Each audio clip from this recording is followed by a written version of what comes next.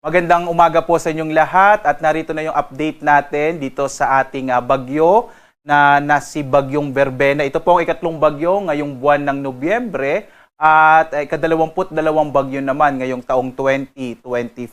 Makikita po natin kaninang alas 2 ng madaling araw naging ganap na bagyo na nga yung minomonitor po natin na low pressure area sa may silangang bahagi ng Mindanao at tinawag natin itong Bagyong Verbena. At ang latest location po nitong bagyong si Verbena ay nasa 330 kilometers silangan ng Surigao City sa Surigao del Sur. That's as of 4 a.m. At may lakas itong hangin, nasa 45 kilometers per hour. Malapit sa gitna at pagbugso naman na nasa 55 kilometers per hour. Medyo mabilis po itong kumikilos, no? Pakanluran, sa bilis naman na 30 kilometers per hour. Dahil nga medyo mabilis itong kumikilos, inaasahan natin ngayong araw ay maaari na itong lumapit na dito sa may bahagi nga ng northeastern Mindanao. Samantala, umiiral pa rin ang northeast monsoon o hanging amihan partikular na sa may bahagi ng northern Luzon habang itong shear line o ito yung banggaan ng malamig na hanging northeast monsoon at mainit na hangin mula dito sa Karagatang Pasipiko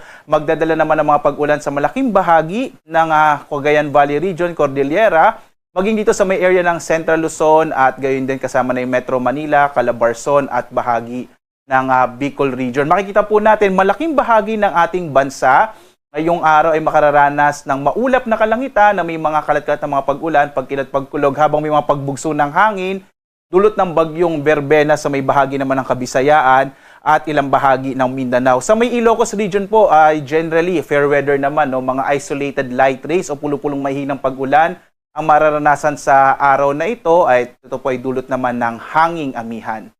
At narito yung latest track ng bagyong si Verbena. Makikita po natin ngayong araw nga, posibleng lumapit sa may bahagi ng Dinagat Island, Surigao del Sur, Surigao del Norte area, itong bagyong si Tropical Depression Verbena.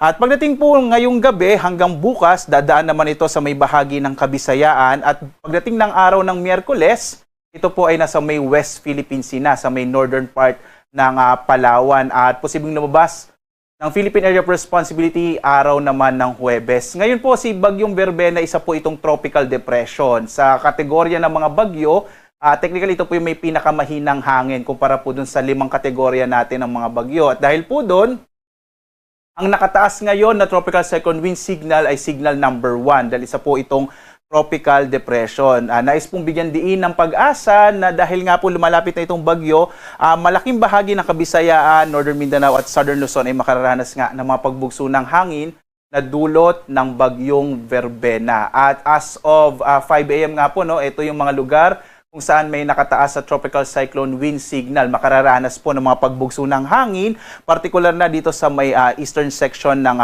Visayas at northeastern section po ng Mindanao. Signal number 1 ngayon sa central and southern portions ng eastern Samar.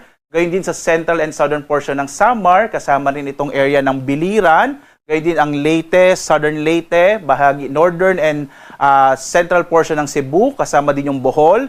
Northern portion ng Negros Occidental. Northern portion ng Negros Oriental. Maging sa may bahagi sa may Panay Islands po sa Iloilo, Capiz, Aklan. Antique kasama yung Caluya Islands. Ito pong bahagi ng Guimaras. Itong Surigao del Norte kasama yung Siargao at Bocas Grande Islands, northern portion ng Surigao del Sur at northern portion ng Agusan del Norte. Muli po, no, nais ating bigyang diin na ito po yung inaasahan natin na dadaanan ng bagyong si Verbena. At mag-ingat po, no, dahil nga inaasahan natin, magdadala po ito ng mga malalakas na mga pag-ulan, may mga pagbugso rin ng hangin na mararanasan sa bahaging ito ng ating bansa. Samantala, narito naman po yung inaasahan natin ng mga pag-ulan na dala ng bagyong Verbena at shear line. Pero bago po yun, ito naman yung mga areas na makakaranas po, no, dahil sa bagyong si Verbena. Ito po yung mga lugar na meron pong malalakas na pagbugso pa rin ng hangin. Ngayong araw po sa Luzon, Visayas, Caraga at Davao Region, habang bukas dahil po sa bagyong Verbena, may mga pagbugso pa rin ng hangin sa may area ng Luzon, Visayas, ilang bahagi ng Mindanao. At sa Miyerkules, kapag nasa may West Philippine Sea na po ang bagyong Verbena, makakaranas pa rin ng mga pagbugso ng hangin sa bahagi ng Luzon, Eastern Visayas, ilang bahagi ng Kabisayaan at sa may Zamboanga Peninsula at Barm area. At narito na po yung mga lugar kung saan po merong mga pagbugso, may mga malalakas na mga pag-ulan. Ito po ay dulot ng shear line at ng bagyong Verbena. So ngayong araw po may mga malalakas na mga pag-ulan na mararanasan sa may Cagayan, Isabela at Aurora at kasama sa ilang bahagi ng Quezon, yan po ay dulot ng shear line. Dulot naman ng bagyong Verbena at mga kaulapan na dala nito, magiging maulan naman sa Bicol Region, Eastern Visayas, Central Visayas, Negros Island Region, ilang bahagi po ng Panay Islands, at dito sa may Caraga at Northern Mindanao. So ito pong lugar na ito ng ating bansa. Mag-ingat po sa mga posibilidad ng mga flash floods and landslides dulot nga ng mga malalakas sa mga pag-ulan na dala ng shear line sa may bahagi ng Luzon at sa bagyong Verbena para sa Visayas at Mindanao.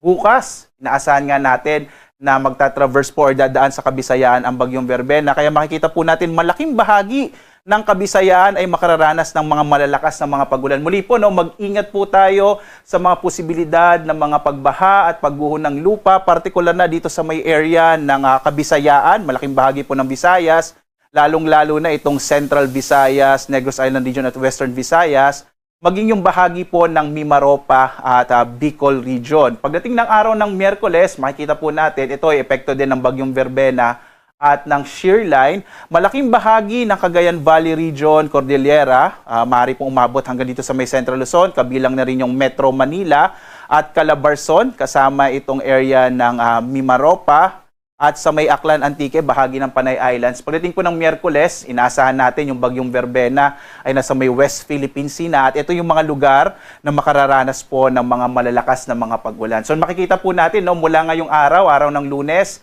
hanggang Miyerkules, magiging maulan sa malaking bahagi nga ng Kabisayaan, gayon din sa may Southern Luzon, dulot ng bagyong Verbena, habang shear line pa rin ang magpapaulan sa Cagayan Valley Region, ilang bahagi ng Central Luzon, at sa may Cordillera area. Muli po mga kababayan, mag-ingat po tayo sa mga posibilidad ng mga pagbaha at mga pagguho ng lupa, dulot po ng malalakas na mga pag-ulan na dadalhin ng shear line at ng bagyong Verbena.